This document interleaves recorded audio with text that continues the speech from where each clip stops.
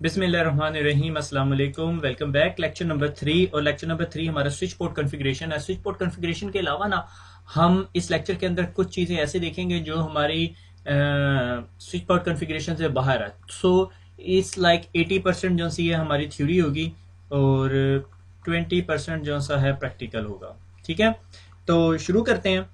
और आज जो सा है हम लोगों ने मेनली पढ़ना है इथरनेट टेक्नोलॉजी। हमें पता है, अगर आप सीसीएनए के शुरू के लेक्चर देखें तो मैंने बहुत डिटेल में पढ़ाया हुआ है। 10 बेस टी क्या है, 100 बेस टी क्या है, टेनुएशन लेंथ क्या है, सारा कुछ हमने डिटेल में डिस्कस किया हुआ है।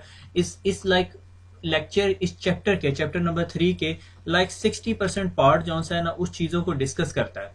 मैं अब वो 60% को एज सच कवर नहीं करूंगा, क्योंकि मैं एज्यूम करता हूँ कि आप लोगों को पता है 10 बेस टी क्या है, टेनुएशन लेंथ क्या है, IEEE 802.3 क्या है। मैंने 802.3 का होल फुल फ्लेज स्टैंडर्ड पढ़ाया हुआ है सीसीएनए के अंदर। तो हम उस चीज़ को कवर नहीं करेंगे, और वो कोई ऐसी चीज़ नहीं है जो आप लोग के लिए कुछ नहीं हो, यानी हम लोग कुछ मिस नहीं कर रहे। मैं उसके ऊपर जिस तरह सिस्को ने अपनी बुक में पढ़ाया ऐसे ही पढ़ाऊंगा, उसकी डिटेल में नहीं जाऊंगा, क्योंकि डिटेल में ऑलरेडी आप लोगों को पढ़ा चुका हूं। मैं उससे कुछ एक्स्ट्रा पढ़ाऊंगा, यानी सीसीएनपी लेवल की जो चीज़ें हैं उससे भी थोड़ा सा एक्स्ट्रा पढ़ा दूंगा। ठीक है, मगर जो सीसीएनपी में जिस अगर सिस्को ने अपनी बुक के अंदर एक पैराग्राफ लिखा हुआ है, उसको मैंने 4 पैराग्राफ में एक्सप्लेन किया हुआ है सीसीएनए में। तो मैं आज जो है उसे एक ही पैराग्राफ में एक्सप्लेन करूंगा। मैं ये यूं करूंगा कि आप लोगों ने सीसीएनए पढ़ा हुआ, आपको वो सारे लेक्चर्स याद है। अगर याद नहीं है तो वो बेसिक जो पहले 4-5 लेक्चर जो सीसीएनए के थे वो देख लें। ठीक है, वैरायटीज ऑफ इथरनेट के हमारे पास इथरनेट टेक्नोलॉजीज है। ठीक है, उसको 802.3 कहते हैं, IEEE स्टैंडर्ड है। उसमें इथरनेट है, फास्ट इथरनेट और गीगाबिट है। फिर कम्युनिकेशन के टाइप्स हैं, फुल डुप्लेक्स और हाफ डुप्लेक्स। ये सीसीएनपी ने डिस्कस नहीं किया, और सीसीएनपी एज्यूम करती है कोई सीसीएनपी पढ़ने आ रहा है तो उसे फुल डुप्लेक्स और हाफ डुप्लेक्स का पता हो। ठीक है, यूटीपी और STP, unshielded twisted pair cable और shielded twisted pair cable. 10 base T, 10 base का मतलब क्या है, 10 एमबीपीएस स्पीड है, बेस बैंड कम्युनिकेशन है, और ट्विस्टेड पेयर केबल है। ट्विस्टेड पेयर केबल जिस तरह आप लोगों को पता है कि उसके अंदर जो से केबल्स के अंदर ट्विस्ट होते हैं, और हाउ मेनी केबल्स होती हैं, 8 केबल्स होती हैं, जिसे हम कहते हैं 4 पेयर्स। ठीक है, 4 पेयर्स होते हैं।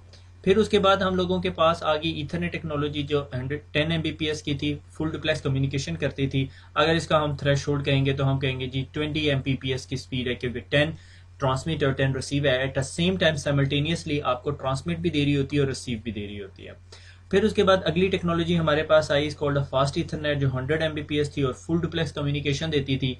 ठीक है, और फुल डुप्लेक्स से क्या मुराद है कि अगर मेरे पास एक स्विच है, ठीक है, और इस स्विच के अंदर इधर मेरे पास एक डिवाइस लगी हुई है। से फॉर एग्जांपल मैंने कहा कोई स्पेशलाइज्ड प्रिंटर टाइप की चीज़ लगी हुई है। ठीक है, उसके नीचे ये पहिए भी लगे हुए हैं, सारा मल्टी फंक्शन प्रिंटर टाइप की चीज़ है।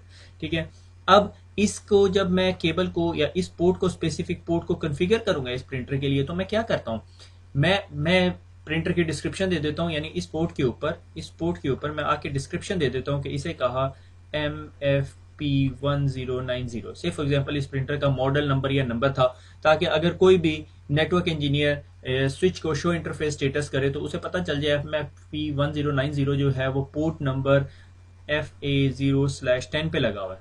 ठीक हो गया। अब होता क्या है, मोस्ट ऑफ द सिनेरियोज के अंदर क्या होता है कि हम लोग जो सा है स्विच लेते हैं और स्विच के ऊपर ना डिवाइसेज लगानी शुरू कर देते हैं। ये डिवाइसेज लगी हुई हैं। ठीक है, थोड़े अरसे बाद आप स्विच कॉन्फ़िगर करके भूल भाल गए हैं, आप अपना कोई एनएमएस कॉन्फ़िगर कर रहे हैं, आप कोई और उल्टे सीधे काम करते फिर रहे हैं। आपको पता चला कि यूज़र की कॉल आई है, और यूज़र कहता है कि जब से ये प्रिंटर हमारे पास इंस्टॉल हुआ है बिल्कुल ठीक चल रहा था, मगर आहिस्ता आहिस्ता ने इसकी स्पीड स्लो होनी शुरू हो गई, या कोई सर्वर जो लगा हुआ था उसकी स्पीड स्लो होनी शुरू होगी। कहते हैं नहीं नहीं नहीं, नेटवर्क का तो मसला ही नहीं है, आपके प्रिंटर का होगा, आपके पीसीज का होगा। मगर अक्सर देखने में आया है कि आप जब जाके स्विच की पोर्ट पे देखते हो तो ये स्विच पोर्ट जो सी है ये हाफ डुप्लेक्स कॉन्फ़िगर हुई होती है। हालांकि आपने तो इसे हाफ डुप्लेक्स नहीं किया था। वहां पर एक कॉन्सेप्ट आता है ऑटो निगोशिएशन का। ठीक है, जब आप प्रैक्टिकल वर्ल्ड के अंदर आ जाते हैं तो आप किसी से बात करेंगे कि पोर्ट को ऑटो निगोशिएशन पे छोड़ दिए हैं कि भाई वो खुद ही निगोशिएट कर लेगी कि उसके साथ कनेक्टेड डिवाइस फुल डुप्लेक्स है या हाफ डुप्लेक्स है। अगर हाफ डुप्लेक्स है तो उसको कितनी स्पीड चाहिए, 10 एमबीपीएस, 100 एमबीपीएस चाहिए। अगर फुल डुप्लेक्स है तो 10 एमबीपीएस, 100 एमबीपीएस या 1 जीबीपीएस स्पीड चाहिए। तो स्विच अपनी पोर्ट को ऑटोमेटिकली कन्फिगर कर लेता है। एक्यूरेट बात, आपने बिल्कुल सही बात की है, कोई मसला नहीं है इसके अंदर। मगर Cisco recommends that the transmission speed and duplex mode be configured manually on the switchboard. ठीक है. Story at my recent ASA जो से है ना सिस्को का एक न्यू फायरवॉल है. ठीक है.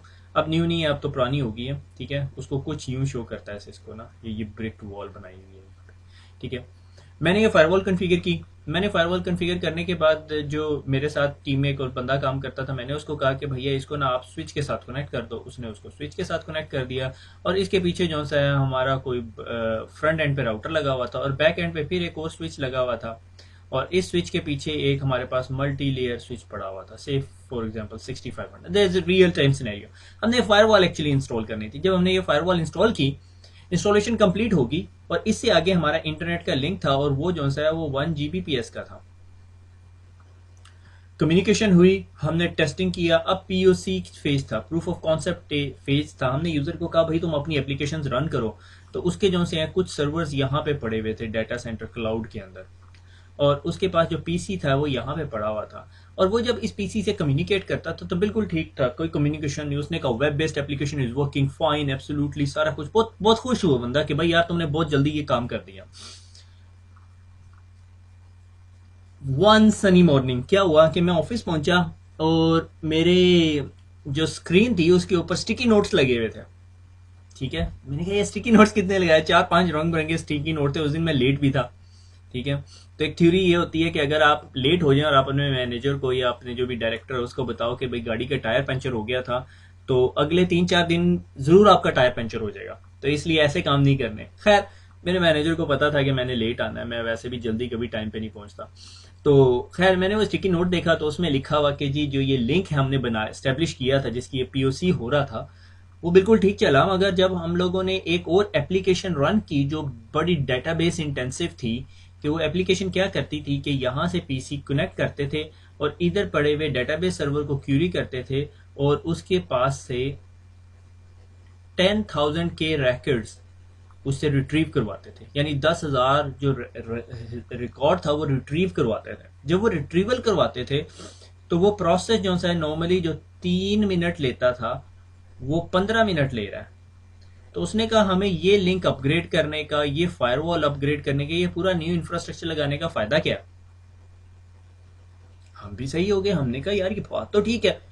हमने वो फायरवॉल की जो है एक्सेस कंट्रोल लिस्ट की एंट्रीज को ऊपर नीचे शफल अप कर दिया. हमने कहा कुछ फायरवॉल काम कर रही है, कुछ ऐसा हो रहा है कि जिसकी वजह से ये मसला हो रहा है. हमने कहा hang on a second, let's do one thing. ठीक है. जाहिर है अब मैं मेरे जिम्मे थी, मेरे सर पे आ पड़ी. मैंने कहा यार इस बंदे का ये जो पीसी है जिससे हम ये एप्लीकेशन रन करते हैं, इस पीसी को यहाँ प्लग इन करें. जब उसको यहाँ प्लग इन करते थे तो ये जो रिट्रीवल टाइम था वो 2 मिनट्स आता था और जिस तरह ही हम फायरवॉल के पीछे ले जाके बैठाते थे तो ये 15 मिनट आता था. तो हमने ऐसा चीज़ कर लिया कि ये फायरवॉल का मसला है. ठीक है. तो आखिर में जी अब कट द स्टोरी शॉर्ट, आप लोग भी बोर हो रहे होंगे कि हुआ क्या कि मैंने जो इस बंदे को ये फायरवॉल इंस्टॉल करने के लिए दी थी उसने इन 2 स्विचेस के ऊपर जो इंटरफेसेस इस फायरवॉल के साथ कनेक्टेड थे इनको ऑटो नेगोशिएशन पे छोड़ा हुआ था. अब माइंड दैट ये डिवाइस भी सिस्को की है, ये डिवाइस भी सिस्को की है और ये ASA भी सिस्को की है. ये तीनों डिवाइसेस आपस में कम्युनिकेशन क्या करके बैठे हुए कि अच्छा तुम जो सो हो 100 Mbps का लिंक हो और हाफ डुप्लेक्स हो, हाफ डुप्लेक्स हो. अब जब आप क्विकली शो इंटरफेस स्टेटस करते हैं आपका 100 Mbps पे नजर पड़ती थी, आप कहते थे 100 Mbps है. एक्चुअली इसे 100 Mbps भी नहीं होना चाहिए था. ये इंटरफेसेस गीगाबिट के इंटरफेसेस थे. तो ये गीगाबिट के इंटरफेसेस थे मगर उन्होंने आपस में एक दूसरे को नेगोशिएट करके 100 Mbps हाफ डुप्लेक्स लगाए हुए थे, कॉन्फ़िगर किए हुए थे. तो इट इज ऑलवेज रिकमेंडेड कि जब भी आप किसी स्विच के साथ कोई ऐसी क्रिटिकल अप्लायंस कनेक्ट कर रहे हैं जिससे यानी बैंडविड्थ इंटेंसिव भी है और आपकी जरूरत भी पड़ती है, या अपनी आप स्टैंडर्ड प्रैक्टिस बना लें कि आप जब भी कोई डिवाइस किसी स्विच से कनेक्ट करेंगे उसकी डुप्लेक्स और स्पीड मैन्युअली कॉन्फ़िगर करें. ऑटो कॉन्फ़िगरेशन के ऊपर आपने रिलाई नहीं करना. अगर आप ऑटो कॉन्फ़िगरेशन पे रिलाई करेंगे तो मेरी तरह आपका पूरा 1.5 दिन जाया हो जाएगा. हम 1.5 दिन इसी बात पे खपते रहे कि ये फायरवॉल का मसला है और जाहिर है दूसरे ISP की साइड से भी इंजीनियर्स बैठे हुए थे, वो भी सजेशन कर रहे थे एक्सेस कंट्रोल एंट्री ऊपर ले जाएं, नीचे ले जाएं, फायरवॉल रिप्लेस. हमने फायरवॉल रिप्लेस करने के बारे में सोचने लगे, लिटरली हमने ये करना शुरू कर दिया था. ठीक है. एनीवे ये तो निकम्मे नेटवर्क इंजीनियर की स्टोरी है, आप लोग इंटेलिजेंट है और आपको मैं पढ़ा रहा हूँ, तो इसलिए जो सा है वो फुल डुप्लेक्स या जो भी कम्युनिकेशन कॉन्फ़िगरेशन है वो करनी पड़ती है। मगर इसके अंदर कभी कभी ऐसा मौका भी आ जाता है कि हमारे पास कंपनी के अंदर कुछ स्पेशलाइज प्रिंटर आए, वो जो से प्रिंटर्स हैं वो 10 Mbps के ऊपर चलते थे और वो हाफ डुप्लेक्स रिक्वायरमेंट थी उनकी, ये मैं HALF हाफ डुप्लेक्स रिक्वायरमेंट थी। तो आपको मैनुअली ये कन्फिगर करने पड़ते थे। अगर आपने मैनुअली स्ट्रेट वे, जब इसलिए आपको अक्सर ये होता है कि आप डिवाइस प्लग इन करने से पहले नेटवर्क इंजीनियर के पास कोई रिक्वेस्ट आती है तो मेक श्योर करता है कि वो डिवाइस जो सी है वो 100 Mbps फुल डुप्लेक्स पे चलेगी या 1 Gbps फुल डुप्लेक्स पे चलेगी या 10 Mbps हाफ डुप्लेक्स पे चलेगी। इसमें थोड़ा सा आपके लिए काम ज्यादा हो गया, अगर आपका इंफ्रास्ट्रक्चर बहुत बड़ा है तो आपको मैनुअली ये सारी चीजें वेरीफाई करनी पड़ेंगी। ठीक है, ऐसे फॉर एग्जांपल आपको पता है यार 5 डिफरेंट टाइप के प्रिंटर चल रहे हैं, उनमें से एक जो स्पेशलाइज्ड प्रिंटर है, जो रिसीट प्रिंटर है, से फॉर एग्जांपल ये लेबलिंग प्रिंटर है, उसकी उसकी रिक्वायरमेंट ये है कि वो हाफ डुप्लेक्स पे चलेगा। ठीक है, उसके बाद ईथरनेट के अंदर एक और कॉन्सेप्ट है, is called a fast Ethernet channel. New CCNA के अंदर हम लोगों ने ये ईथर चैनल को बहुत अच्छी तरह पढ़ा हुआ है, मगर फर्दर डिटेल में नहीं गए, तो वो हम पढ़ेंगे मेरे ख्याल में 6th या 7th चैप्टर के अंदर। ठीक है, फिर उसके बाद एक नया स्टैंडर्ड आया गीगाबिट ईथरनेट, जो आपको 1 Gbps स्पीड देता है और वो वही IEEE 802.3 स्टैंडर्ड को ही फुलफिल करता है। वही टाइप ऑफ केबल्स हैं, उतनी ही एटेन्युएशन लेंथ है, विच इज 100 मीटर्स। ठीक है, 100 मीटर्स एटेन्युएशन लेंथ है, उसमें कोई मसला नहीं है, कोई रॉकेट साइंस नहीं है। ठीक है, सिर्फ केबल की टाइप है कैट 5E। ठीक है, और आगे चलते हैं। ये जो 100 बेस की केबल्स की टाइप है, 1000 बेस की केबल की टाइप है गीगाबिट ईथरनेट के। 100 बेस CX शील्डेड ट्विस्टेड पे केबल है, 100 बेस TE है, T है, कैट 5 UTP है। ठीक है, 5E है मेरे ख्याल में होनी चाहिए यहाँ पे।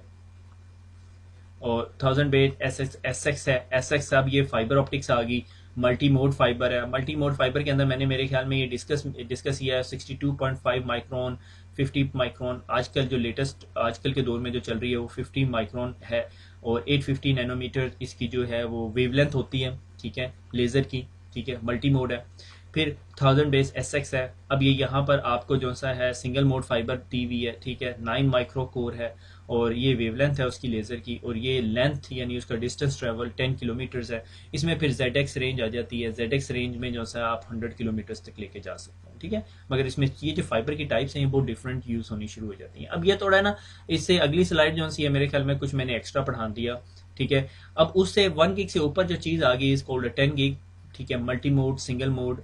ठीक है, दोनों इसके अंदर आती हैं। अगर आपके पास एक फाइबर केबल है, उसके अंदर येलो जैकेट है, यानी वो फाइबर केबल के ऊपर की जैकेट जो सी है वो येलो है। ठीक है, और आपकी जिससे आपने कंपनी से बाय किया हुआ वो कोई लोकल फाइबर नहीं बना रहा, तो येलो जैकेट का मतलब है सिंगल मोड।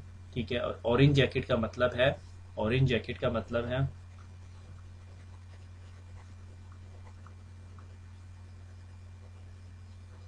ये जी, ऑरेंज जैकेट का मतलब है कि आपके पास ये जो मल्टी मोड है, और येलो का मतलब है सिंगल मोड। अब येलो में लिखूंगा तो नजर नहीं आएगा।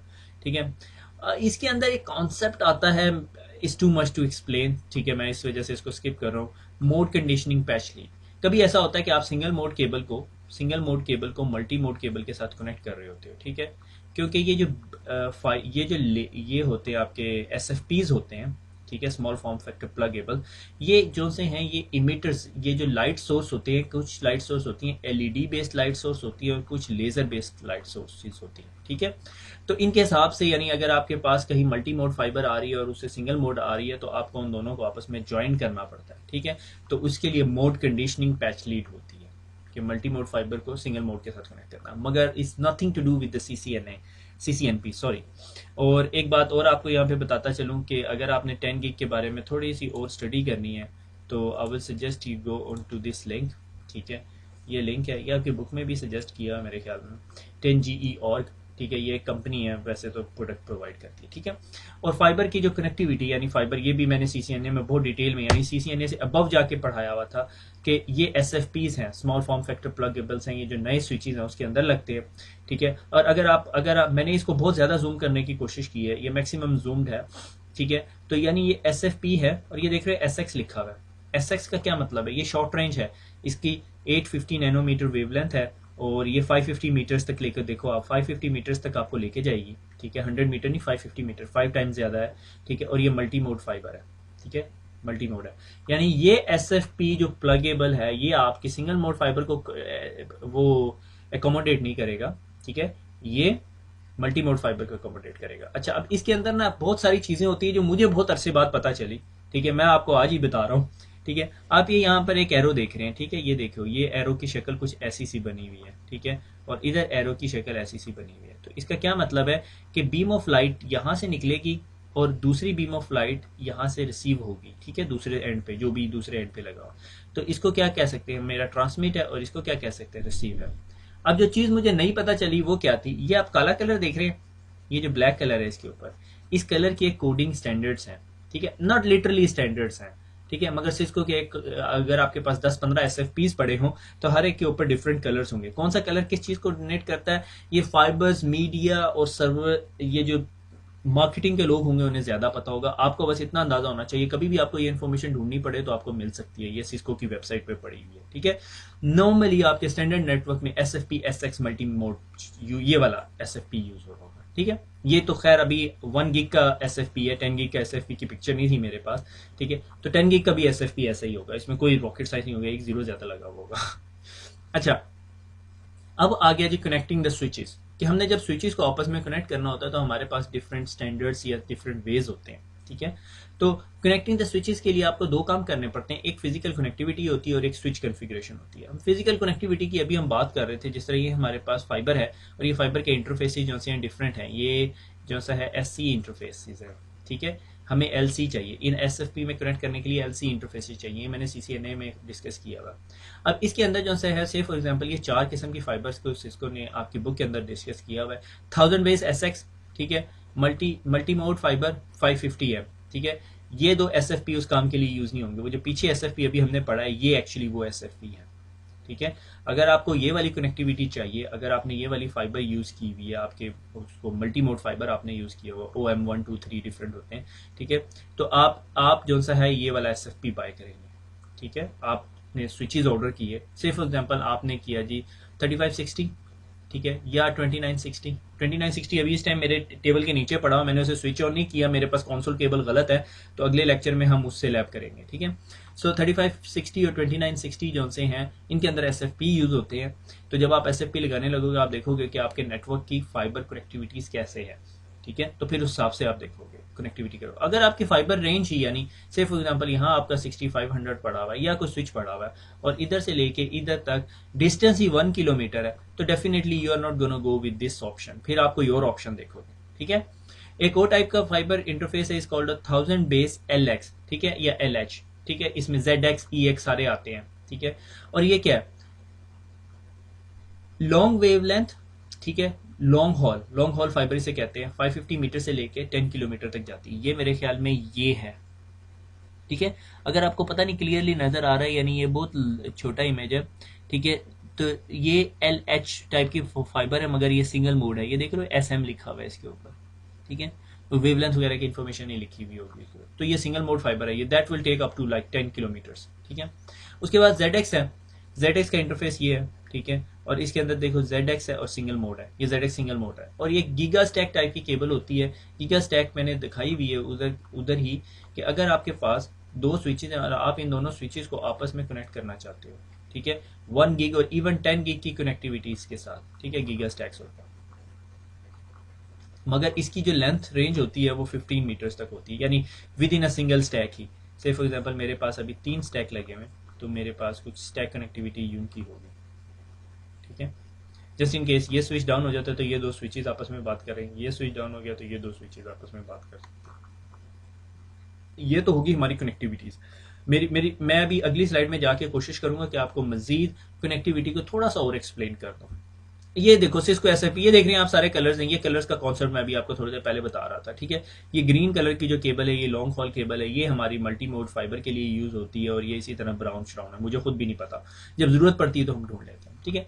सिर्फ एग्जाम्पल मेरा नेटवर्क था, मेरी कंपनी ने कहा जी हमारे जो से हैं 5 बिल्डिंग्स हैं, 5 बिल्डिंग्स को आपस में कनेक्ट करना है, ठीक है, और लोकली कनेक्टेड है सारी, से फॉर एग्जांपल 100 मीटर्स के डिस्टेंस के अंदर या 400 मीटर के डिस्टेंस के अंदर, 100 मीटर नहीं कहते। तो ये मेरी एक मेन बिल्डिंग थी, मैंने यहाँ पर जो सा है कोई 6500 का स्विच रख दिया, ठीक है। अब ये डिजाइन रिलेटेड कॉन्सेप्ट्स हैं, ठीक है। तो उसके बाद मेरी दूसरी बिल्डिंग कहीं यहाँ पर थी और तीसरी बिल्डिंग यहाँ पर थी, तो और इस बिल्डिंग के अंदर जो सा है यहाँ पर मैंने एक स्विच स्टैक लगाया, ठीक है, 3 या 4 स्विचेस, और इनको फाइबर से इधर कनेक्ट कर दिया। इस बिल्डिंग के अंदर 2 फ्लोर्स थे, ठीक है, और एक फ्लोर में एक स्टैक लगाया, एक फ्लोर में एक स्टैक लगाया, इधर भी 2 फ्लोर्स थे, एक फ्लोर में एक स्टैक लगाया, एक फ्लोर में एक स्टैक लगाया। अब इन सारों को इधर कनेक्ट करना है हमने, तो इन सारों को एक कुछ ऐसे करके मैंने यहाँ पे कनेक्ट कर दिया। ठीक है, इसमें अगर आप हाई अवेलेबिलिटी लेकर आना चाहते हैं और आपके पास थोड़े और पैसे थे, आपने एक और 6500 लिया, यहाँ लगाया और फिर एक बैकअप कनेक्टिविटी इस स्विच तक दे दी। तो ये यहाँ पर इस जगह पे जो केबल आपके पास यूज हो रही होगी वो नॉर्मली जो सी आपके पास फाइबर यूज हो रही होगी और मल्टी मोड फाइबर यूज हो रही होगी और शॉर्ट रेंज फाइबर यूज हो रही होगी, क्योंकि it's not like more than 300 metres या 400 मीटर, 500 मीटर बहुत ज्यादा डिस्टेंस होता है, हाफ अ किलोमीटर। मगर कुछ सिचुएशंस में जरूरत पड़ती है। से फॉर एग्जांपल अगर आप अमेरिका वाली साइड पे चले जाएं तो एक यूनिवर्सिटी के कैंपसेस इतने बड़े बड़े होते हैं कि उनमें डिस्टेंस जो है is more than a kilometre. ठीक है, तो उधर यूज कर सकते हैं, मगर उसके लिए फिर आपको फाइबर डिग करके चिल्ला के लगा के कनेक्टिविटी दे के करेंगे या आप किसी सर्विस प्रोवाइडर से ले लेंगे। Solution that is up to you. ठीक है, तो जब आप उस तरह के नेटवर्क में काम कर रहे होंगे you will learn those things, that's not a big issue. ठीक है, तो इधर रफली आपको कॉन्सेप्ट देना था कि फिजिकल कनेक्टिविटी कैसे हो रही होती है। तो एक स्विच है, स्विच के अंदर SFP यानी स्मॉल फॉर्म फैक्टर प्लगेबल लगा हुआ है। यहाँ पे GPX पढ़ाने की जरूरत नहीं है क्योंकि GPX पुराने हो गए, आउटडेटेड हो गए, मगर इट्स क्वाइट पॉसिबल आप अभी से आगे 3-4 साल तक ऐसे नेटवर्क्स पे काम करें जहां GPX यूज हो रहे हैं, क्योंकि सिस्को ने अभी तक इन्हें एंड ऑफ सेल मार्क कर दिया मगर इसको एंड ऑफ सपोर्ट नहीं किया। अभी तक मिल जाती है, इनकी सपोर्ट मिल जाती है। आगे चलते हैं। Switch configuration very basic port configuration की बात कर रहे हैं। से फॉर एग्जांपल अगर हमने कुछ पोर्ट्स कनेक्ट करनी है, से फॉर एग्जांपल यहाँ पे स्विच है, उसके साथ 4-5 चीजें कनेक्ट करनी है, यहाँ 4-5 चीजें कनेक्ट करनी है, यहाँ 4-5 चीजें कनेक्ट करनी है, यहाँ 4-5, तो हम उसके बारे में थोड़ा एडवांस लेवल की कमांड सेट पढ़ेंगे। ठीक है, माइंड दैट हम स्विचिंग पढ़ रहे हैं। अब स्विचिंग के अंदर बिल्कुल बेसिक स्विचिंग इंटरफेस के अंदर कैसे जाना है, इंटरफेस रेंज, यानी अगर आपके पास स्विच है और वो 48 पोर्ट का स्विच है, आपने उनमें से 5 पोर्ट्स पे इकट्ठी कोई कमांड रन करनी, तो आप बारी बारी 5-5 पोर्टों पे बारी बारी जाके 5-5 कमांडें नहीं रन करेंगे। ठीक है, तो इंटरफेस रेंज की कमांड यूज कर सकते हैं। एक ही कमांड के साथ आप 5 पोर्ट्स को सिलेक्ट कर सकते हैं। ठीक है, ये 5 पोर्ट्स होगी। ठीक है, ये पांचों की 5 पोर्ट्स को। फिर इसके अंदर एक कॉन्सेप्ट है मैक्रोज का, ये बहुत सारे लोगों को नहीं पता होता, बल्कि पुराने CCNP में भी नहीं था, ये मेरे ख्याल में अभी इस CCNP की बुक में ऐड किया है। मैक्रो क्या होता है कि मैं एक स्विच है मेरे पास, अगर आपके पास बहुत बड़े स्विचेस होते हैं ना, लाइक मल्टी लेयर स्विचेस जिसके अंदर बहुत ज्यादा पोर्ट्स होती हैं, तो आपने कुछ सेट ऑफ पोर्ट्स असाइन की होती हैं कि ये सर्वर्स के लिए हैं, ये जो से हैं ये अपलिंक्स के लिए हैं, ये जो पोर्ट्स हैं ये से फॉर एग्जांपल स्टोरेज के लिए हैं। ठीक है, डिपेंड आपके पास सैन स्टोरेजेस हैं या नहीं। ठीक है, तो इंटरफेस रेंज मैक्रो का नाम दे दें, से फॉर एग्जांपल सर्वर। ठीक है, अब जब भी आपने सर्वर्स की पोर्ट के ऊपर कोई काम करना हो उन तमाम पोर्ट्स के ऊपर, तो आप सिर्फ इंटरफेस रेंज मैक्रो सर्वर्स और उसके ऊपर कुछ भी काम कर सकते हैं विद द सिंगल कमांड। आप जो 50-60 पोर्ट है उन पे सिंगल काम कर सकते हो। और मैक्रो सिर्फ एक वर्ड मैक्रोज बना देना। अगर आपने ऑफिस या ऑफिस के अंदर मैक्रोज बनते हैं कि एक सेट ऑफ एक्शन आपने परफॉर्म करना है, तो वो आप उसी तरह ही कमांड मैक्रो से कॉल कर सकते हो। ठीक है, से फॉर एग्जांपल इसकी क्या मैं एक एग्जांपल ले सकता हूँ। मेरे पास एक स्विच था, ठीक है, सेट ऑफ स्विचेस थे या एक स्विच था जिसके ऊपर कोई से फॉर एग्जांपल 100 पोर्ट्स लगी हुई। अब इन 100 पोर्ट्स में से 20 पोर्ट्स ऐसी हैं जो प्रिंटर से कनेक्टेड है। अब ये प्रिंटर जो से थे इनकी रिक्वायरमेंट थी हाफ डुप्लेक्स। ठीक है, हाफ डुप्लेक्स इन तमाम प्रिंटर्स की। अब कंपनी ने कहा यार ये 20 प्रिंटर से जान छोड़ो, ये हाफ डुप्लेक्स हैं, स्लो कम्युनिकेशन करते हैं, हमने अब फास्ट प्रिंटिंग करनी है। तो कंपनी क्या करती है, 20 के 20 प्रिंटर्स चेंज करती है। कंपनी आती है अगले दिन जिसने प्रिंटर्स चेंज करने, और वो आते साथ ही 20 के 20 प्रिंटर लगा देती है। मगर जब आपसे बात होती है वो कंपनी कहती है मुझे इन 20 के 20 प्रिंटर्स को क्या करना है, हाफ डुप्लेक्स से फुल डुप्लेक्स कर दो। ठीक है, आई डाउट इट कोई मेरी राउटिंग पढ़ सकता भी है या नहीं। ठीक है, राइटिंग एनीवे, तो फुल डुप्लेक्स करना है। अब होगा क्या, अब आपके पास रिक्वेस्ट आएगी, अगर आपने एक मैक्रो बनाया हुआ है इंटरफेस रेंज और इस स्विच के अंदर कोई पोर्ट ये थी प्रिंटर की, कोई ये थी, कोई ये थी, कोई ये थी, कोई ये थी, ये थी, और आपने क्या किया था, यू बीइंग वेरी इंटेलिजेंट और बड़े फंसी किस्म के नेटवर्क इंजीनियर होने की निशानी है, मैंने आज तक ये कमांड नहीं यूज की, ट्रस्ट मी। ठीक है, और आपने जी आपको पता था ये प्रिंटर ने मसला करना है कभी भी, तो आपने क्या किया, आपने मैक्रो बनाया हुआ था already, interface range macro, interface range macro और मैक्रो का नाम। ठीक है, say for example define interface range, पहले आपने डिफाइन करनी interface range, define interface range my printers GI 2/1 2/2 2/3, फिर आगे कोई 10-12 और, यानी 20 पूरी की पूरी कमांड्स थी। ठीक है, अब क्या किया आपने, क्या करना है, इंटरफेस रेंज, मैक्रो, माई प्रिंटर्स, और यहाँ पे डुप्लेक्स, फुल, दैट्स इट। आपको 20 कमांडों पे जाके 20 इंटरफेसेस पे जाके बारी बारी वो कमांड चलाने की जरूरत नहीं, ठीक है। उसके बाद last set of this chapter is the error conditions, detecting errors. अच्छा, होता क्या कि सिस्को के स्विचेस जो से है ना, वो कुछ एरर्स को मॉनिटर कर रहे होते हैं इंटरफेस पे। से फॉर एग्जांपल ये इंटरफेस है ना, इसके साथ कोई पीसी लगा हुआ है, ठीक है, और वो पीसी अगर कोई उल्टी सीधी हरकतें करेगा ना इस पोर्ट के साथ, यानी कुछ ज़्यादा ब्रॉडकास्ट भेजेगा या अजीब से एरोनियस पैकेट भेजना शुरू कर देगा, या लैंड कार्ड डॉजी हो जाएगा या शॉर्ट हो जाएगा, उसके लैंड कार्ड के ऊपर पानी गिरा के देख लेना, फिर एरर डिसेबल हो जाएगा। करना ना लग जाना भैया, मैं वैसे मजाक कर रहा हूँ, पर हो जाएगा। तो अगर कोई वो ऐसे फंसी या अजीब व गरीब से पैकेट भेजेगा ना स्विच को, स्विच कहेगा यार ये बिला वजह मुझे बॉदर कर रहा है, वो इस पोर्ट को ना एरर डिसेबल मार्क कर देगी। जब एरर डिसेबल मार्क कर देती है तो वो पोर्ट एक्चुअली क्या हो जाती है, डाउन हो जाती है। और जब आप शो इंटरफेस स्टेटस देखोगे तो आपको पता चलेगा इंटरफेस ये फॉर एग्जांपल FA0/10 था, तो FA0/1 के आगे 10 के आगे एरर डिसेबल लिखा हुआ आ रहा होगा। अच्छा, ये सिचुएशन ना अक्सर दफा पता है कहां पर होती है, जब आपके स्विचेस के साथ कोई स्पेशलाइज्ड डिवाइसेस लगी होती हैं। से फॉर एग्जांपल अगर आप कौन से सेक्टर में हैं, अगर आप किसी भी ऐसे सेक्टर में से आप कॉर्पोरेट सेल्स किसी सेक्टर में और वहां पे पॉइंट ऑफ सेल कोई डिवाइस लगी हुई है, कियोस्क लगी हुई है, ठीक है, जो विंडोज की मशीन नहीं है या सिंपल पीसी नहीं है, वो कुछ स्पेशलाइज्ड डिवाइस है और उसका वे ऑफ कम्युनिकेशन बड़ा अजीबो गरीब सा है, या कभी कभी वो ऐसी उल्टी सीधी हरकतें करने लग जाती, तो आपकी पोर्ट एरर डिसेबल में चली जाती है। और आपको पता है कि यार अगर ये ऐसी सी हरकतें करे तो ये एरर डिसेबल नहीं है, ये उसका नॉर्मल बिहेवियर है, मगर मेरा स्विच उस चीज को समझ नहीं सकता, तो मैं क्या करूंगा, मैं उसको error detect error disable state जो सी बाय डिफॉल्ट इनेबल होती है, ठीक है, अगर कोई भी हरकतें करेगा तो वो उसको डिसेबल कर देगी। मैंने उसे कहूंगा कि एरर डिसेबल रिकवरी कॉज, ठीक है, और ऑल, ठीक है, कि मैं कहता हूं कि तमाम जो एरर डिसेबल स्टेट्स हैं उन्हें रिकवर कर दिया जाए, ठीक है, मगर उन्हें रिकवर कब किया जाए, 30 सेकंड्स के इंटरवल के बाद या 100 सेकंड्स के इंटरवल के बाद। अगर आप क्या चाहते हो कि उस पोर्ट के ऊपर एट ऑल एरर डिसेबल चलना ही नहीं चाहिए, एरर डिटेक्शन मैकेनिज्म रन ही नहीं करना चाहिए, तो एरर डिसेबल डिटेक्ट कॉज और ऑल कर दो, तो सारे के सारे एरर डिटेक्शन प्रोसीजर्स डिसेबल हो जाएंगे। इसके साथ नो लगा दोगे तो नो हो जाएगा, ठीक है। तो ये आपने अपनी पोर्ट्स के ऊपर लगाना होता है, कुछ लोग लगाते हैं कुछ लोग नहीं लगाते। I normally leave it like that कि कभी भी कुछ बाय डिफॉल्ट अगर आपने इस पर कोई कमांड नहीं रन की और आपके स्विच के साथ कोई छेड़छाड़ करता है, नॉट लिटरली छेड़छाड़ पर कोई मसला करता है, तो आपका स्विच उसे पोर्ट को ब्लॉक कर देगा। अब जब वो पोर्ट एरर डिसेबल स्टेट में चली जाएगी, so that would need a manual intervention, ठीक है।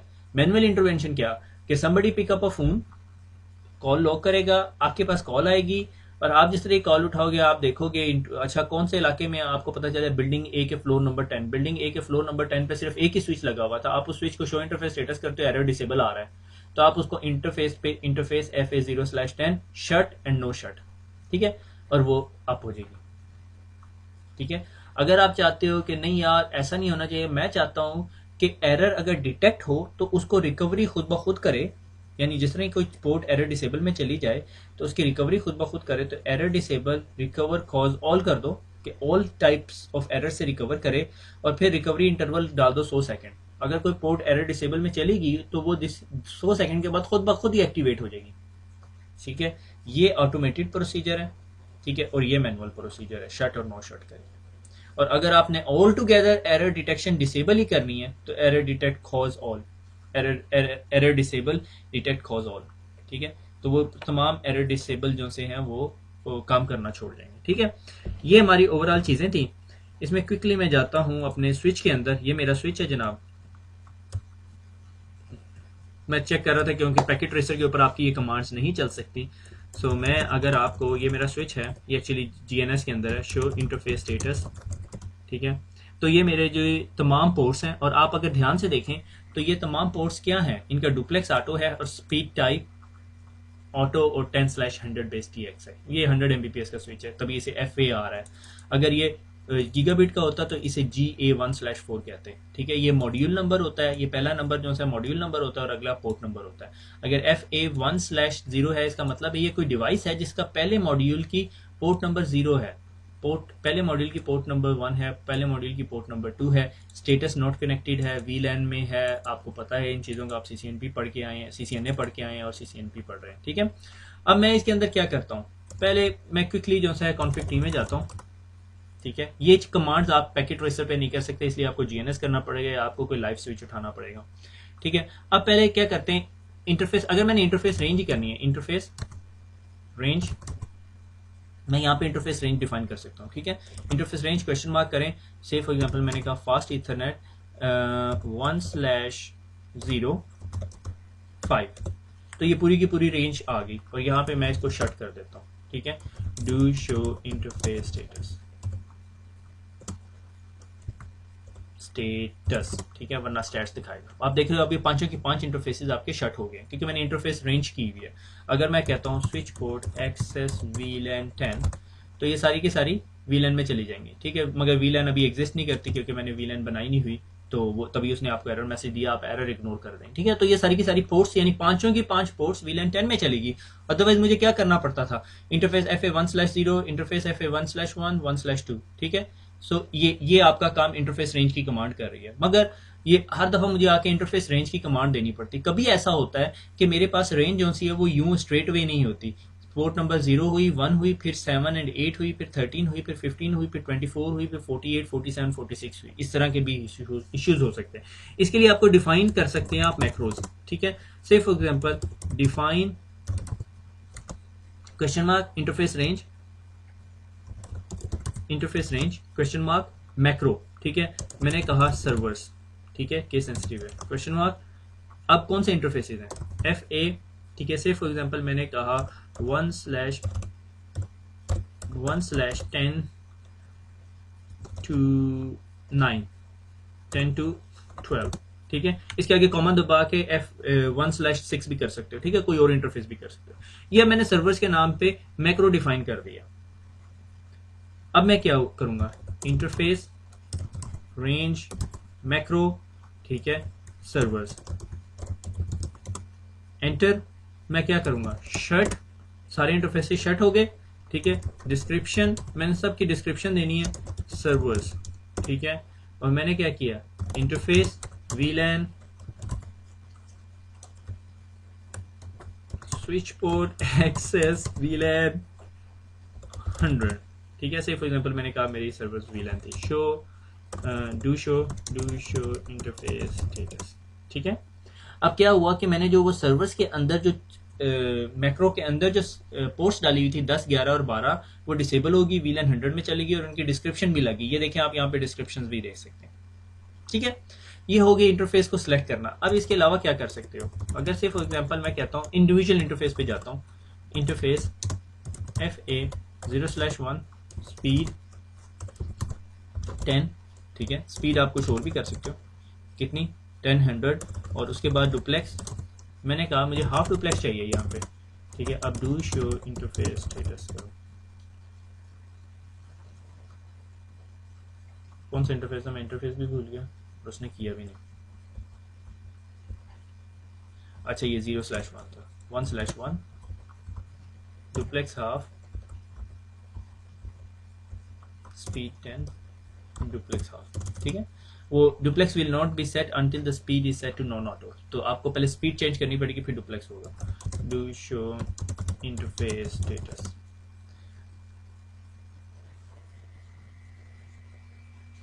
मैं कहीं गलती कर रहा हूँ, एक सेकंड होल्ड कीजिएगा।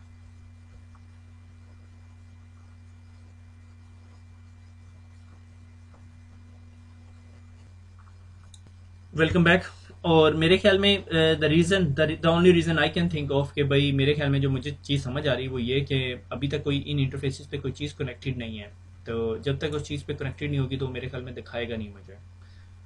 We need to look into it later on. मैं जब रियल स्विच पे हम काम करेंगे तो हम उसको चेंज करके देख लेंगे, वरना मुझे GNS के अंदर जाके कोई चीज़ उसे कनेक्ट करनी पड़ेगी जिससे हम ये वेरीफाई कर सकते हैं। That's not a big deal.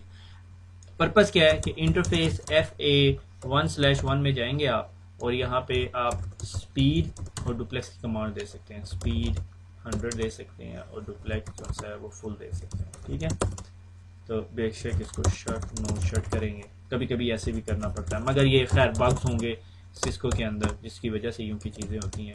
Show interface status,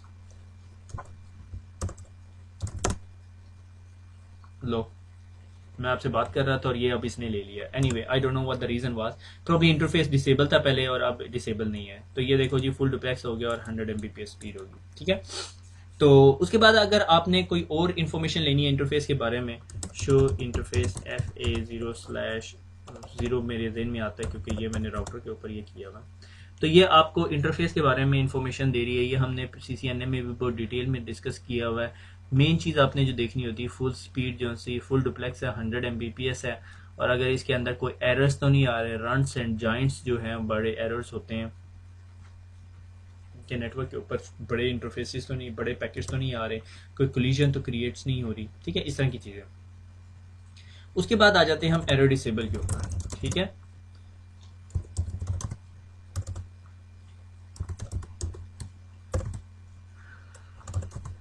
error disable question mark, detect करे या रिकवरी करे। ठीक है, डिटेक्ट कौन से कॉज बताएंगे हम, कौन से डिटेक्शन के causes, all BPDU guard UDLD root port की, अब जब हम स्पेलिंग ट्री पढ़ेंगे फिर हम देखेंगे। तो इसकी वजह से जो से डिटेक्शन, एरर डिसेबल डिटेक्शन को कॉजेज ऑल को इनेबल किया जा सकता है, डिसेबल किया जा सकता है। ठीक है, और अगर आप चाहते हो कि रिकवरी करे तो आप इसको रिकवरी के अंदर क्या बताओगे, ठीक है, कॉज बताओगे कि कॉज के अंदर बेशक आप ऑल कर दो, और फिर रिकवरी के बाद आप क्या बताओगे कि किस तरह रिकवर करे। मैनुअल इंटरवेंशन चाहिए तो ऐसे तरह छोड़ दे, अगर आप चाहते हैं कि रिकवरी इंटरवल होना चाहिए तो आप कहो जी 30 सेकंड्स। ठीक है, कोई पोर्ट अब एरर डिसेबल में जाएगी वो 30 सेकंड के बाद खुद ब खुद वापस आ जाएगी। ठीक हो गया। So these are the couple of things जो हमने आज देखनी थी। हमने देखा कि इंटरफेस क्या होता है, इंटरफेस के ऊपर डिस्क्रिप्शन देनी दिखा दूं मैं आपको, ये बच्चों वाली अब बातें मुझे लग रही हैं। Config T interface FA0/1। ठीक है, डिस्क्रिप्शन की कमांड से आप लोग डिस्क्रिप्शन दे सकते हो।